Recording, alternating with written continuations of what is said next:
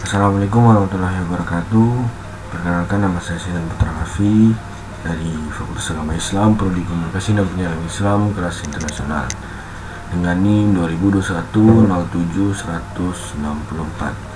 Di sini saya akan mempresentasikan makalah tentang untuk tugas UAS ujian akhir semester tentang mata kuliah ilmu dakwah dengan dosen mata kuliah Pak Dr. Hanim Purnomo dengan tema analisis dakwah Ustadz milenial.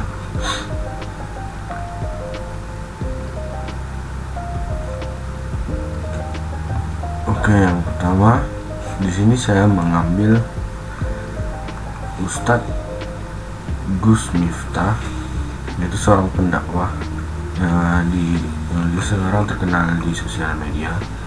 Saya mengenal beliau awal dari konten YouTube-nya Deddy Kobuzer tentang Gus Miftah berdakwah di klub malam. Pertama, materi dakwah dari Gus Miftah.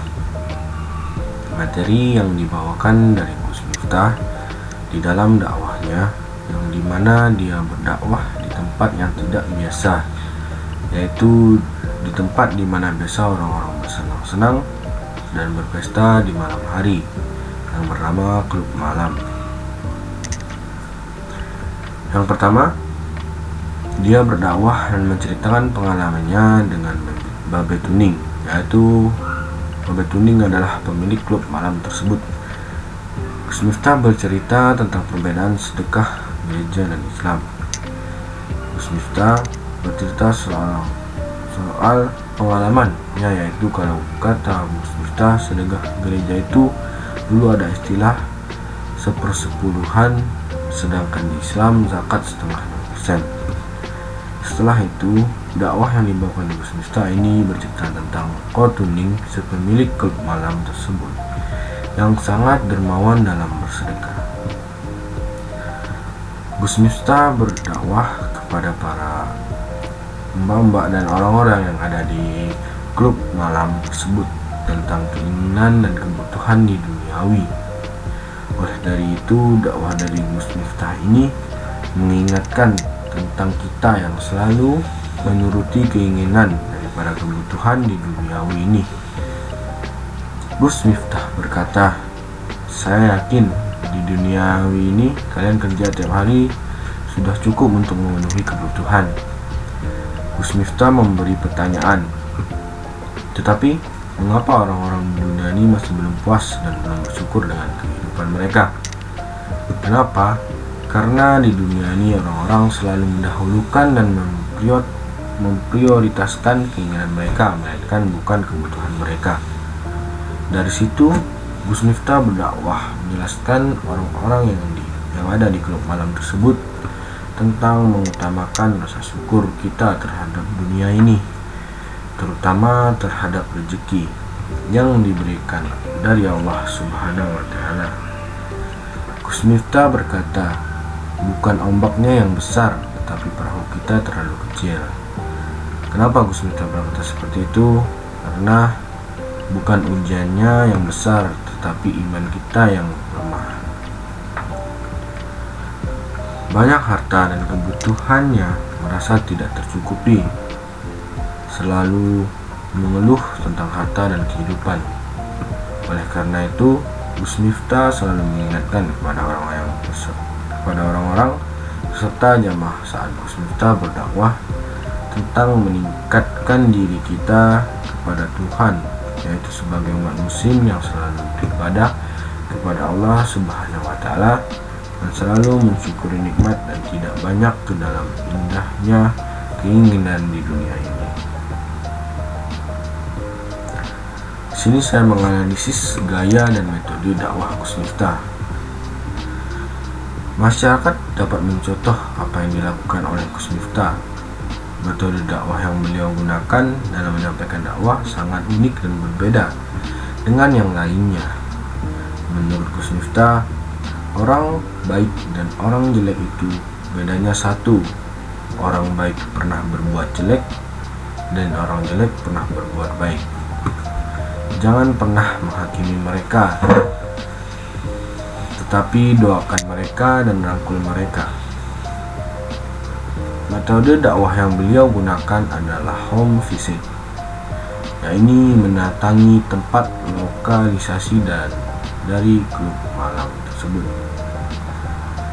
Karena apabila pemandu karaoke maupun pekerja malam dipaksa untuk hadir di masjid, mereka akan merasa kalau dirinya hina dan tidak pantas untuk masuk ke masjid. Kemudian Gus Miftah berpikir untuk mendatangi tempat-tempat tersebut. Dalam hal ini digunakanlah pendekatan sosiologi agama dan antropologi agama. Perjalanan dakwah Gus Miftah, kiai asal Ponorogo ini dimulai saat usianya masih 21 tahun. Sekitar tahun 2000-an, Gus Miftah sering sholat tahajud di mushola sekitar Sarkem, sebuah area lokalisasi di Yogyakarta, hingga mempunyai niat untuk berdakwah. Saat itu, ia ditemani Gunardi atau Gunjek yang menjadi penguasa pada saat itu. Bermula dari kegiatan tersebut, kajian agama mulai rutin digelar oleh Gus Miftah. Meski awalnya banyak tantangan, tetapi saat ini sejumlah pekerja dunia malam sudah menerima kehadirannya. Ketika pengajian dimulai, para pekerja lokalisasi menyadari bahwa hatinya semakin tenang dan tidak terasa meneteskan air mata.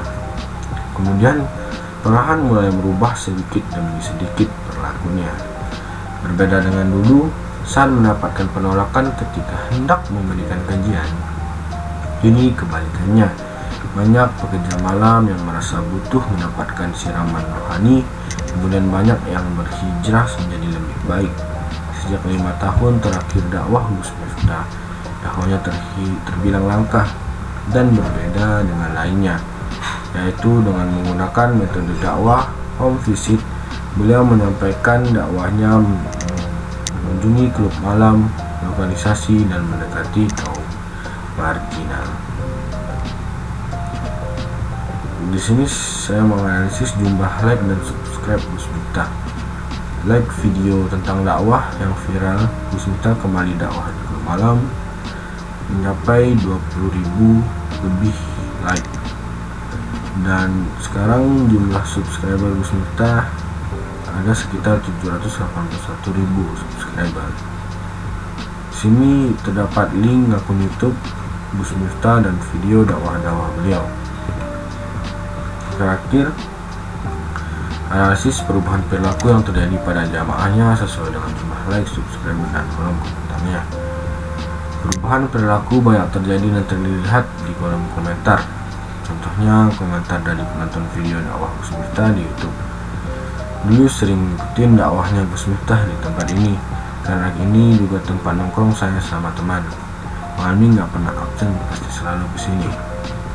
Yang dimaksud perubahan perilaku yang terjadi dari komen tersebut adalah awal penonton itu melihat Gus Miftah adalah di klub malam, yang dimana yang biasanya mereka di klub malam bersenang-senang, berpesta, dan bekerja, malahan menjadi takjub dengan dakwah Gus Miftah yang berada di klub malam tersebut. Untuk perbandingan like dan dislike dari video Gus Miftah, videonya berhasil mendapatkan banyak like dibandingkan dislike, dikarenakan penonton yang suka dengan cara berdakwahnya Gus Miftah yang tidak biasanya, yaitu berdakwah di klub malam. Dari banyaknya suka konten dakwah Gus Miftah yang tidak biasanya, penonton banyak yang mensubscribe channel YouTube-nya Gus Miftah dan menunggu konten-konten dakwah Gus Miftah yang lainnya untuk mendapatkan ilmu dan mendalami agama Islam. Kesimpulan, pendekatan dakwah ini tidak lagi cukup dengan cara-cara konvensional. Perkembangan teknologi yang kian cepat menuntut kepada penyesuaian. Dakwah harus lebih optimal disampaikan lewat media sosial, karena generasi milenial lebih cenderung menggunakan aplikasi-aplikasi yang sifatnya interaktif seperti YouTube. Karena itu, dai disarankan untuk memanfaatkan media sosial semaksimal mungkin dalam rangka menjangkau madu yang lebih luas, sehingga pesan dakwah yang terserap lebih banyak. Pada dasarnya, dakwah adalah mengajak orang lain untuk berbuat kebaikan serta meninggalkan keburukan. Ruang lingkup dakwah sendiri tidak bisa dikecilkan menjadi banyak, hanya boleh dilakukan ketika di masjid, mimbar, ataupun pesantren saja. Pada era perkembangan teknologi yang sangat luar biasa seperti ini, setiap orang di mana saja dan kapan saja bisa mendengarkan dan menyaksikan dakwah Islamiyah. Masyarakat dapat mencontoh apa yang dilakukan oleh Gus Miftah. Metode dakwah yang beliau gunakan adalah menyampaikan dakwah yang sangat unik dan berbeda dengan yang lainnya. Menurut Gus Miftah, orang baik dan orang jelek itu bedanya satu: orang baik pernah berbuat jelek dan orang jelek pernah berbuat baik.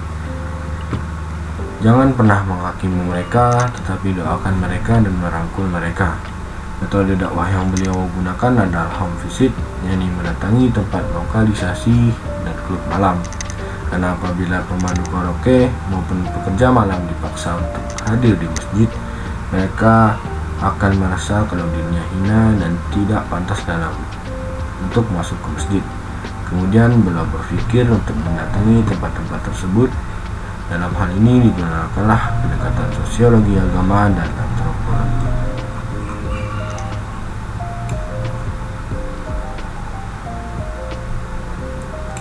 Sekian presentasi saya tentang analisis dakwah Ustadz Milenial, mata kuliah ilmu dakwah.